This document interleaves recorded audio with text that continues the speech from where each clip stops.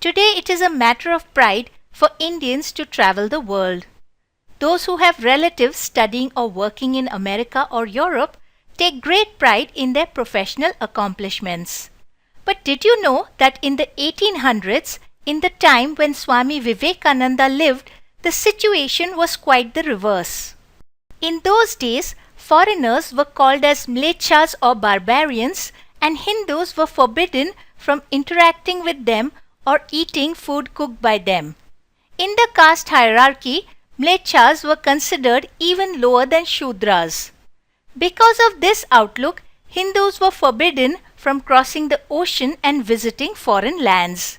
The ocean was called Kalapani or black water mainly to deter people from crossing it. In fact, if a Hindu ate food cooked by a Mleccha, he would lose his caste and be blacklisted and shunned by society. He would not be able to marry or find employment. All his social connections would break. A glimpse of this kind of social boycott implemented can be got in the life of Sri Aurobindo, who also grew up in this time. Sri Aurobindo's father was quite broad-minded and had sent him to England to study. Upon his return to India, Sri Aurobindo's marriage was fixed, but no Hindu priest was willing to come and conduct the marriage of one who had resided in Mleccha land. The priests asked Sri Aurobindo to perform a prejudiced ceremony, meaning a repentance ceremony, to remove the sins of living with Mlecchas. But Sri Aurobindo flatly refused. Finally, with great difficulty and after paying a bribe, the family managed to find a priest who was willing to do the job. So such was the rigid caste system and the discriminatory atmosphere which prevailed in Hindu society against foreigners in the 1800s. Now we must not think that all Hindus were believers in caste injustices. Many like Sri Aurobindo's father were not. But the conditions of society were so rigid at that time and the social boycott for breaking the rules so intense that many Hindus could not muster the courage to challenge the system. Now knowing this background, we can imagine the kind of courage and determination it must have taken Swami Vivekananda to undertake his travel to America and Europe and to teach Vedanta to foreigners. And not only teach Vedanta, but Swami Vivekananda went further and even gave initiation or deeksha to several Americans and Europeans. One person whom Swami Vivekananda initiated was Sister Nivedita. Can you imagine the reaction of the orthodox Hindus of that time? They would have been utterly shocked. How could Swami Vivekananda initiate a Mleccha? They don't have the adhikar or the deservingness to study Vedanta. Then how could Swamiji give them deeksha?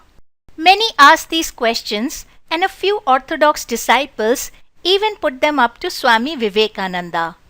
One disciple in particular asked, Swamiji, the Shastras say that he who has studied the Vedas and the Vedanta, who has formally expiated his sins, who has performed all the duties enjoined by the Scriptures, who is self-restrained in his food and general conduct, and who has performed the preliminary sadhanas, the Shastras say that he alone has a right to practice Vedanta.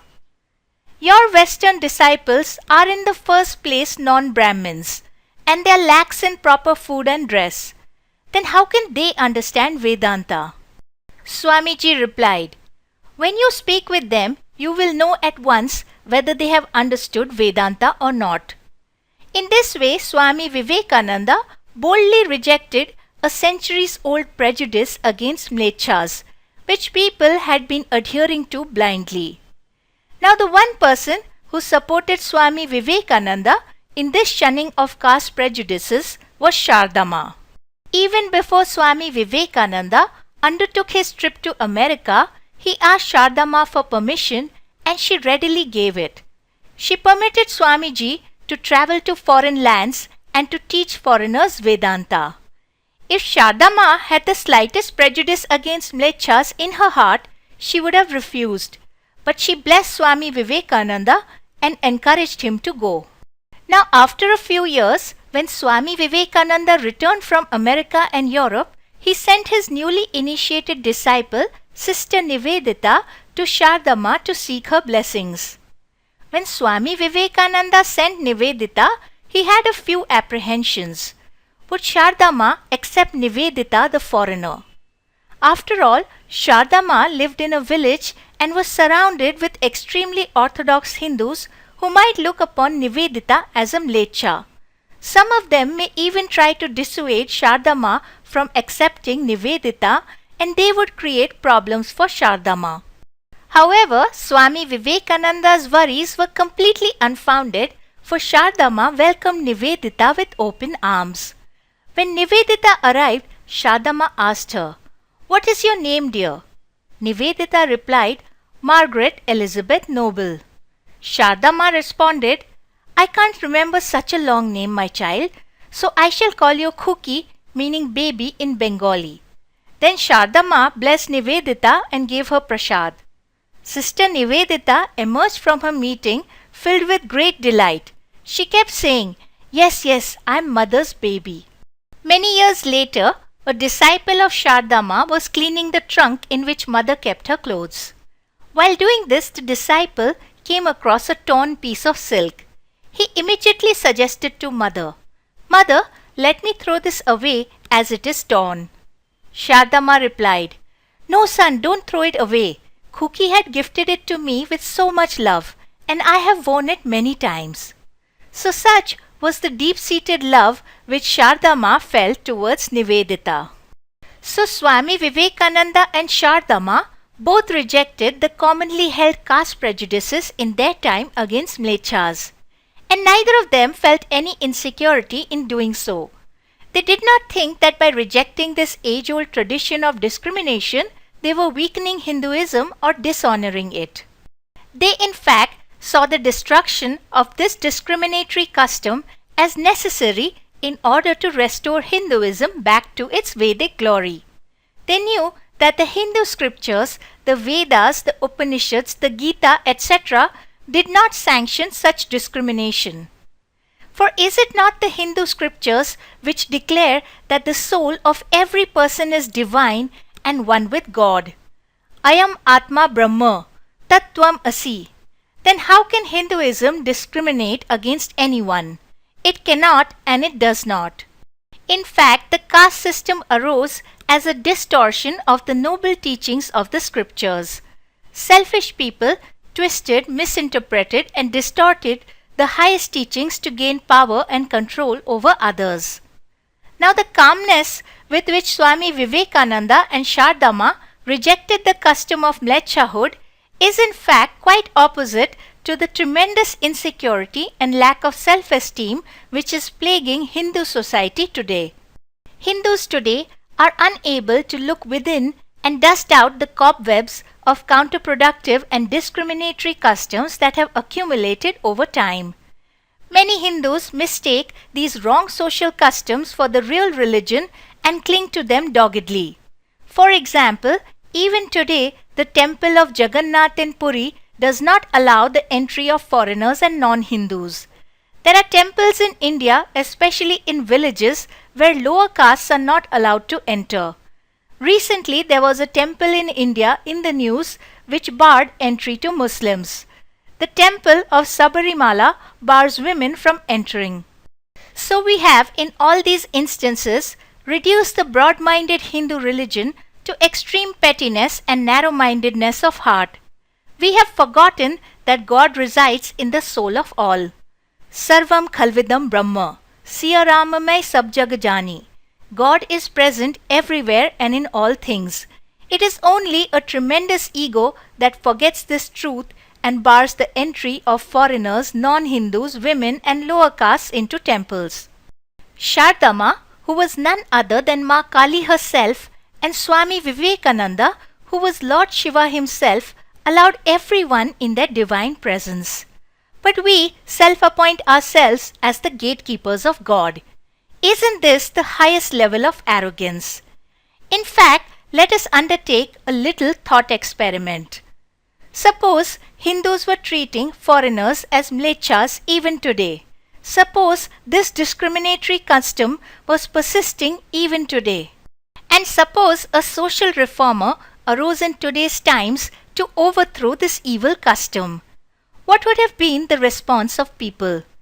Given the sentiment of narrow-mindedness that prevails in our nation, it is quite likely that all sorts of scientific justifications would have been invented to justify this wrong practice. The energy of foreigners is impure. The sea is full of negative energy. Crossing it will be harmful to our health. Hinduism is under attack. We must respect our tradition and our culture. All sorts of nonsensical justifications will be floated simply to defend a vile and heinous practice. These justifications, which have no validity from the scriptures, are all rooted in insecurity. This insecurity arises because most Hindus have almost no understanding of the teachings of the Hindu scriptures. An insecure person perpetually feels threatened because the knowledge base they stand upon is extremely weak. So when someone points out a wrong custom, because they have no understanding of the teachings of the scriptures, they feel immediately threatened.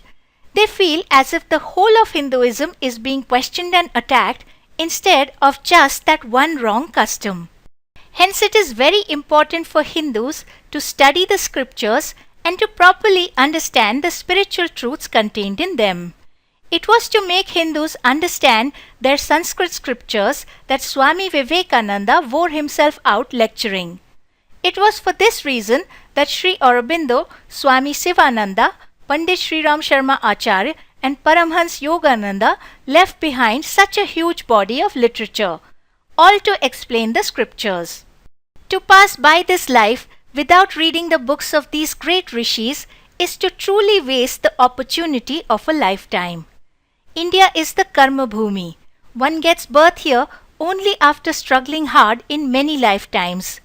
It is only after many struggles that we get a chance to be born in India so that we can learn the profound teachings of these scriptures which are found nowhere else in the world and attain liberation. But if we pass by this opportunity, there is no greater tragedy. Therefore, head over to the spiritualbee.com and go to the free books section and start reading these rishi teachings. Swadhyay or imbibing of spiritual teachings is a very important part of spiritual development. So we must all dedicate time for it. Thanks for watching and we'll meet again in the next video.